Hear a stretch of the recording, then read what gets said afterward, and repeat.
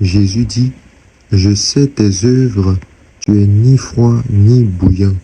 Mais parce que tu es tiède et non froid ou bouillant, je vais te vomir de ma bouche. Jésus ne veut pas que tu sois sous l'emprise de Satan. Parce que c'est Satan qui te fait fuir la parole de Jésus-Christ.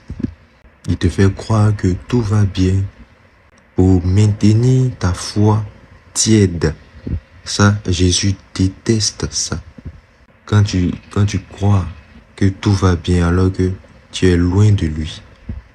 Quelqu'un quand dit qu'on aime, on est proche de lui. Mais quelqu'un quand dit qu'on aime et on ne veut pas entendre parler de sa parole, on ne va pas chercher sa parole ou parler de lui, on ne peut pas prétendre l'aimer. On ne garde même pas sa parole. Il s'agit présentement de chercher à entretenir une relation constante avec Jésus-Christ. Parce que si tu fais pas ça, que tu t'adonnes à autre chose, tu fais de cela le centre de ta vie, en oubliant l'essentiel. Je dis bien en oubliant, en délaissant l'essentiel de ce pourquoi tu es là, le choix que tu dois faire, prendre la décision de suivre Jésus ou non. Si tu laisses ça, tu es à côté de la plaque.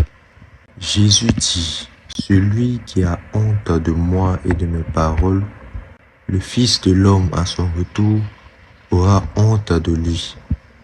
Si en plus d'avoir honte de ses paroles, tu ne fais pas ce qu'il dit, tu n'as aucune relation, tu n'entretiens aucune relation avec lui, il faut chercher à te revoir au plus vite. Beaucoup de là où ils sont pensent que lorsqu'on parle de l'enfer ou du salut, c'est parce qu'on veut les forcer à croire, forcer à entretenir une relation avec Jésus. Jamais. L'enfer, ce n'est pour aucun homme. C'est l'homme qui décide de se séparer de son Créateur.